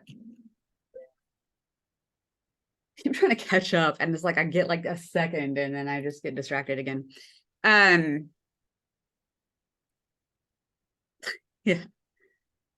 You're welcome, Ambrosia. Sorry that I didn't finish sooner, especially getting to the viruses where I know it's tricky for people. Okay. So let's finish strong with the virus chapter. So viruses, all viruses, all viruses, all have to have two things. One of them is a genome. The second thing that they have to have is a capsid. And remember, a capsid is a protein coating around the virus. That protein coating is made up of subunits that we refer to as capsomeres.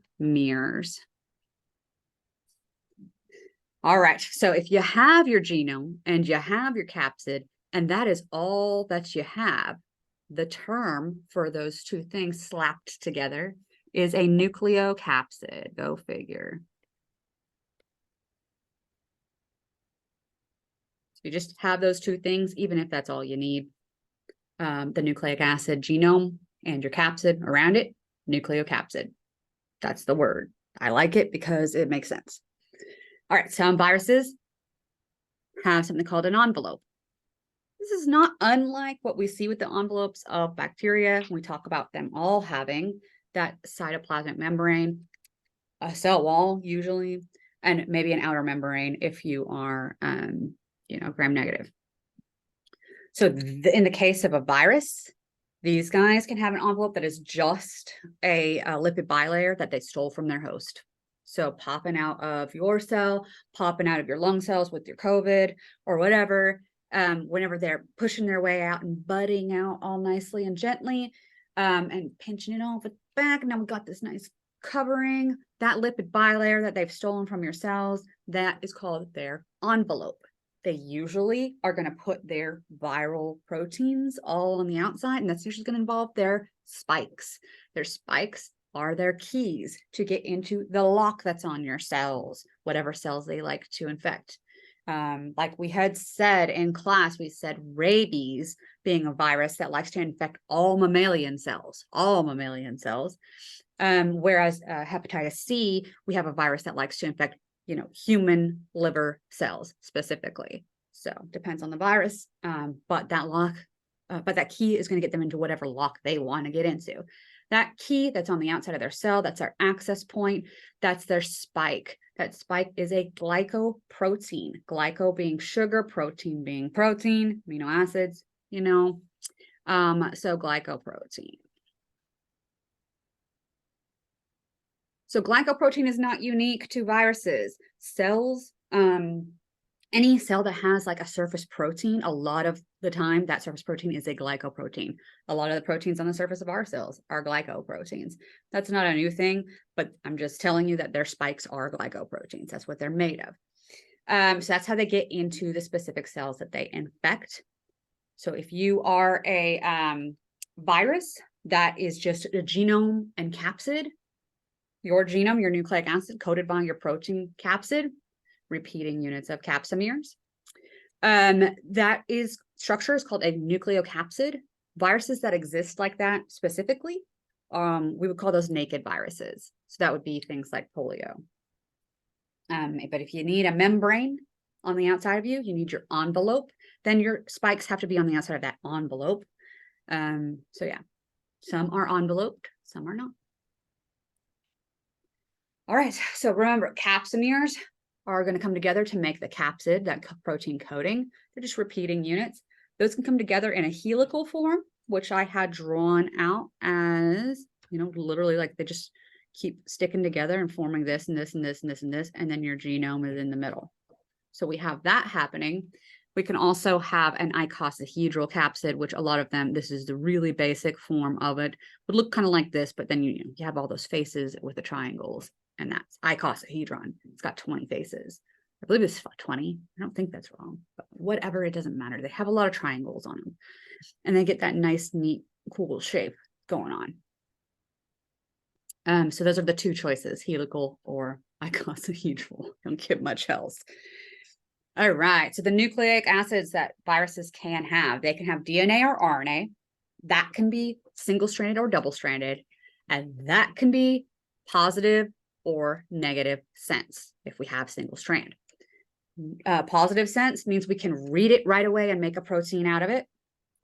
Negative sense means that you have to turn it into positive sense first, and then you can make a protein out of it. So it just depends on the virus.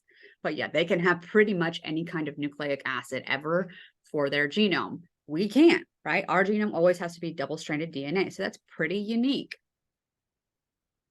All right. Whenever you're being infected by a virus, there's steps involved in your life cycle. Your steps are going to be adsorption, not absorption, adsorption with a D. Adsorption just means you're sticking to the surface of the cell, just stuck on it. Penetration just means you're getting into the cell. Uncoding means we're getting rid of that capsid or whatever. Synthesis, now we're making copies of our genome. Assembly, now we're building new viruses out of everything that we're making. And then we're finally going to get out of the cell somehow. If you are a virus that's infected a bacterium, then you are a virus that is in a bacterium that's going to bust out of that bacterium. If you are a virus that's in a eukaryotic cell, a lot of times you're going to be secreted or exocytosed or budded out somehow. Gently let out of the cell in a way that usually doesn't damage the cell that much. Eukaryotes have it better, right? All right. So these are just depicting the differences of what we would see in RNA viruses versus DNA viruses. I think it would be great if you understood the steps that were involved in these, because it does go step by step on how we would be adsorbing and penetrating and uncoding and everything like this for RNA versus DNA. Since we just kind of went through the gist of it, I'm not going to go through the details of this right now. So it's, I think, pretty straightforward for what each step is. The biggest difference I want to point out here from RNA viruses, that means RNA is their genome, versus DNA viruses, they literally have DNA genome. DNA viruses, everything DNA in our cell, we've already learned that's going to have to deal with what I was explaining to you guys as our compendium of our blueprints, those original blueprints that we keep in the Smithsonian. Our genome, those blueprints that we keep in the nucleus, which is our Smithsonian. All of that has to go down. Anything DNA related has to go down in the nucleus.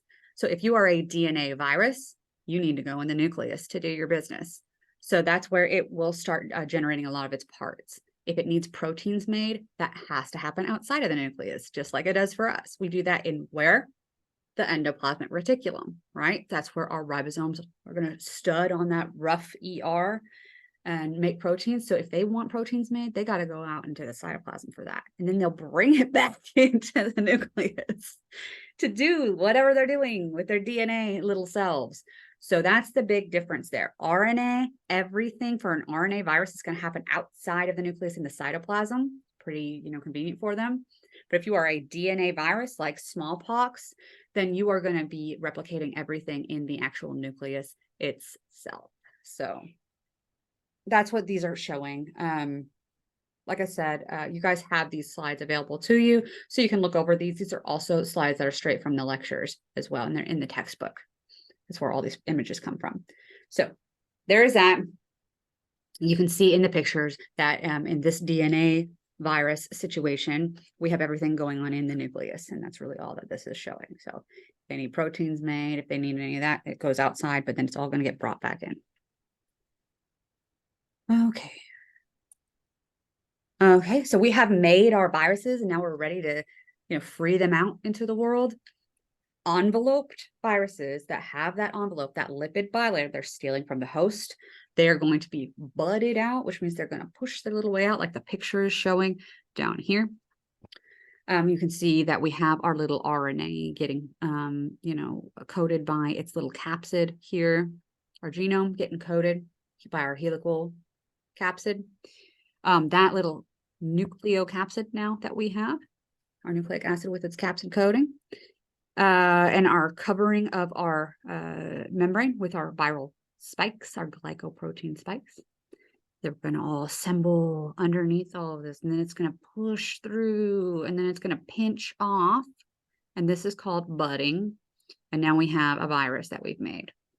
So this is exactly how like COVID and influenza and stuff will be making their viruses. And this is just a picture, basically an electron micrograph that's been colored for you to see easily the structures that are happening while the viruses bud out of the surface of a cell. So that's how budding will work whenever we have enveloped viruses, which a lot of them are. Unenveloped, I would say that the naked viruses that we were talking about previously that are just like capsid coating it and no envelope, they can be secreted out by the virus. Like the virus will actually just secrete it like it would something else. I don't know, that like signal molecules and stuff like that. And they'll just push them out. Okay, persistent infection. So any persistent infection that we have going on with a virus, we would call that virus a latent infection, a latent virus. So cells can become carriers of that virus, where they will be carrying the DNA or the virus itself, even sometimes as it hides out in the cell.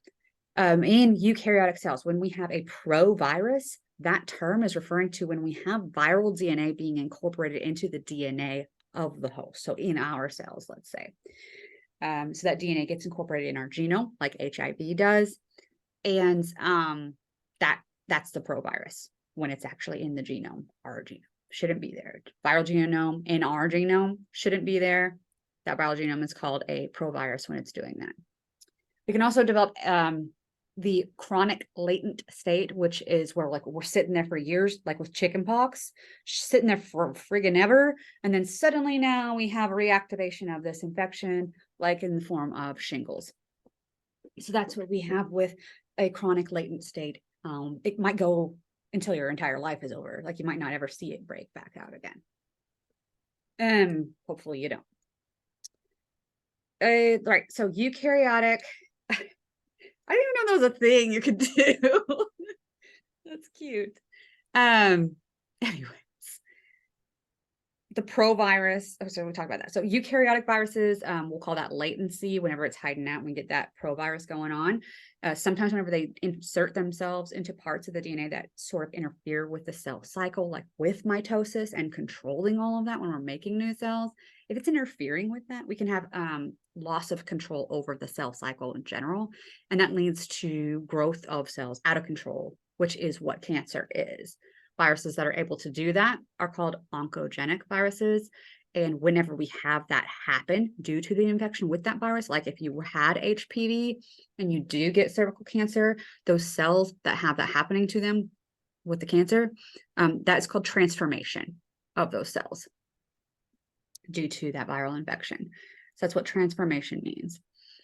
Okay, so when we have bacterial viruses, those are referred to as bacteriophages, and those phages, which is just a short way of saying it, they can be temperate phages, and that means that they can switch between hiding in the genome, which is lysogeny. Remember, I remember that lysogeny because the genie of lysogeny reminds me of genes and genomes.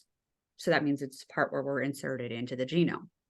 So lysogeny is where we have integration of that viral DNA into the bacterial genome, and that we would call a prophage. A prophage, same thing as a provirus in the eukaryotic DNA, but it's phage DNA in bacteria DNA. So the bacterial genome. That lysogeny, whenever we have incorporation of that prophage into our genome, can give new genes to the host cell, that bacteria, and allow it to become more pathogenic in some way, like producing toxins, which is what we see in the case of diphtheria. It's what we see in the case of cholera. It's what we see in the case of botulism. And it's what we see in the case of like strep. So all of those are lysogenized bacteria that have been given these special genes that they are now more pathogenic thanks to that having happened to them from the virus that they are, harboring as a prophage. That situation, we call that lysogenic conversion. The other way that bacterial viruses can be is like a virus, which is bacterial viruses never enter a cell. They come and they land on the cell like freaking spaceships, and then they inject their genome into the bacteria and just shoot it on in there. New viruses form from that during the lytic phase, which is what I'm trying to get to. But yeah, the new viruses will form and make, more viruses and more viruses and more viruses until there's so many that the cell bursts open. And that's why it's called the lytic phase, because we're going to lyse or break open that bacterial host cell. If you were harboring prophage as a bacterium, your bacteria, your genome has viral DNA, phage DNA incorporated into it. Maybe you even underwent lysogenic conversion and now you're as deadly as you've ever been, making your new toxins and stuff. But now that phage is done and it is ready for making new viruses. What has to happen in order for that to happen is something called induction. So some sort of factor has to happen in order to trigger that, essentially. That's what it means by induction. You're inducing that phase. Okay, so yeah, here is the lytic cycle of bacteriophage. I mean, I just explained all this, so it's just making me exasperated to look at it. But like the bacteriophage comes and adsorbs, just like other viruses would do. Then we will be penetrating into the cell. So in this case, we're injecting our DNA into there. The virus itself won't enter. Then we are going to start, synthesizing our pieces. So the proteins that's going to make up the actual capsid. We're going to make our capsomeres and all of that, and as well as our copies of our genome. We're going to assemble everything together into new virions. And then we have, they're actually working and they're going to be useful virions into that can infect new cells. Then they're going to break out and then they're going to bust out and then get released that way. So that's the lytic phase of bacteria and every step that would be involved for, viral infection in a cell. However, if they insert their little DNA at this point here, they insert their little DNA into the bacteria and it decides it's going to be lysogenic instead, it's going to insert itself into the genome and it can just hide out there, and the cell, as it divides and replicates, the cell will replicate the prophage within it and essentially keep going on until we have an induction event that causes it to sort of release itself out of that genome to go back into, the lytic phase. So that's essentially what's going on with these temperate phages. Temperate phages are the ones that can go through lytic and lysogenic. If you're trying to figure out about if your sample has viruses in it, you can't just grow it on agar like we do with bacteria. You have to grow it in other ways. So a lot of times, if you are growing a virus and it's a human infection, which you're more interested in, you can grow it in mammalian cells, specifically usually human cells, things like HEK293 T cells, which are some of the most commonly used cells that are ever used in science. Those are human embryonic kidney cells. And they are immortalized cells from samples from like decades ago, but we do still use them. They were, and I touched that one. I didn't mean to. Yeah, whatever. But like from a long time ago, they're not from new fetuses or something like that, which is what, COVID testing was getting accused of. Vaccine development was. So I just want to be clear about that. They've been around for decades. And if we let them go to waste now, that makes absolutely no sense. They are immortalized and then they can be grown over and over and over and over forever, indefinitely. So we use a lot of cells like that in order to infect them with viruses and then look at effects or make changes in our viruses and see what happens when we change them and stuff like that to study them. One thing that you can do is create a layer of cells and look to see if there is disturbance in the cells. So cytopathic effects, which we talked about that being effects on the cells that are negative, and you can sometimes see that visibly in cell culture. Also, if you had like bacteria, you can plate bacteria on a plate, like all over, like a big lawn of bacteria, and then add the virus, if you think this is a virus that can infect E. coli. Because remember, bacteriophages only infect one species of bacteria, but all bacteria have at least one species that can infect them, one bacteriophage that can infect them. So, but anyways, so if you're looking at something like that, you can put what you think is your phage on that lawn, and then you will see what we call plaques. And those are just clearing zones of cells where cells are being killed and lysed, essentially. And you can actually see that as a result of the bacteriophages, infecting the bacteria. So it's pretty interesting. And you can also view cytopathic effects in mammalian cells whenever they have been infected. Down here at the bottom, I have IFN. That's talking about interferon. Interferon is a cytokine, which is a signaling molecule for cells. And that will allow an infected cell that has a virus in it send out an interferon signal. Interferon tells nearby cells, hey, I'm infected with some kind of virus, get ready. So it's kind of like telling the nearby cells, get your shotguns out, boy. We got something coming up. So that's essentially what interferon can do for the cells and for your immune system right off the bat without even having to call for antibody support or anything like that. So Is that before B and T cells are even notified? right. Okay, thank you. That's all I need to know. Thanks. So yeah. We have the other types of things that can cause infections. This is going to be our prions and other things. There's like viroids, which are essentially just nucleic acid. They don't even have a capsid, so they can cause symptoms in plants. We usually see that. But the big thing that I had talked about and what I want you guys to understand about were the prions or prions, however you want to say it, but they are infectious protein particles. They are just protein. They are next to impossible to get rid of. You have to autoclave at 135 degrees Celsius instead of 121. Autoclaving is what we do typically to sterilize like surgical instruments and stuff like that. You also have to treat them with sodium hydroxide, which is a very strong alkaline treatment in order to ruin essentially those amino acids from associating with each other the way that they are. If you haven't read Kurt Vonnegut, and I know I brought this up in class, but if you haven't read Kurt Vonnegut, there is this story called Cat's Cradle, and it talks about Ice Nine. And I know if you listen to metal, then you probably know Ice Nine Kills as a band, but that's all based on Kurt Vonnegut. And Kurt Vonnegut, that story about Ice Nine, that is like, it's a preferred way of water molecules to associate with each other. And that's kind of what these proteins are doing. Like we had said, this is what normal does, and this is what the bad guy does. And they come near each other, and now the good guy wants to be like the bad guy. Well, maybe it's a preferred folding mechanism for that protein that it wouldn't do otherwise.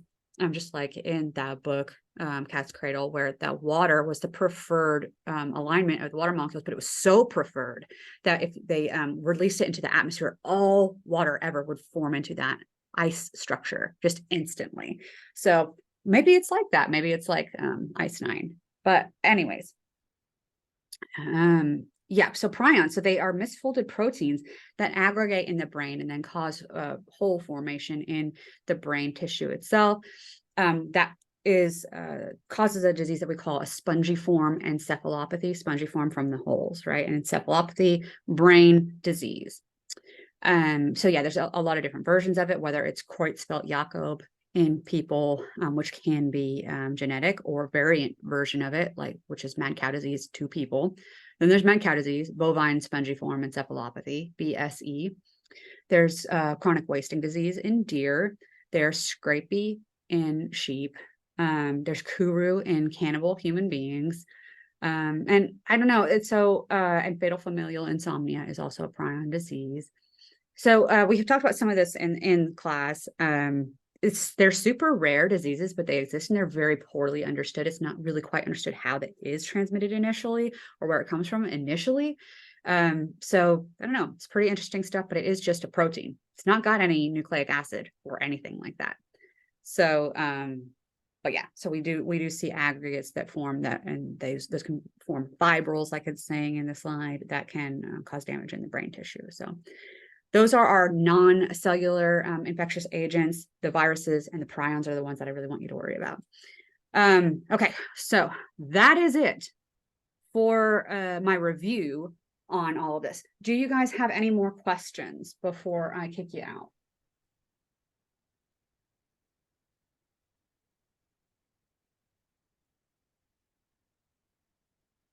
I'm not doing that. All right. So, cool. So this was fun, guys. It went a little bit later than I meant for it to, but it could have been worse, I guess. So thank you guys for joining me. I am going to, once I get this recording sent to me, because it does take a time to process, I'm going to post this on the actual Canvas for each of your classes. Those will be up tonight. I will make sure I get them up tonight for those of you who are taking the exam tomorrow. Remember to bring your laptop tomorrow. And for those of you who are Monday, Wednesday people, I'm so excited. I can't wait. I'm sure we're all just thrilled. Let's get it over with and let's get it done and let's get this vacation started, because I could use one, even though it's only been like no time into the semester. So yeah. Yeah, so email me if you have any questions, guys. I'll try to look out for it in the middle of the night even. Worst case scenario, I'll be up in the morning and I can at least answer your question before. You'll have a couple hours before the test that you'll have your answer. So, okay. So thank you so much. I'm going to head out of here. You guys have a good one.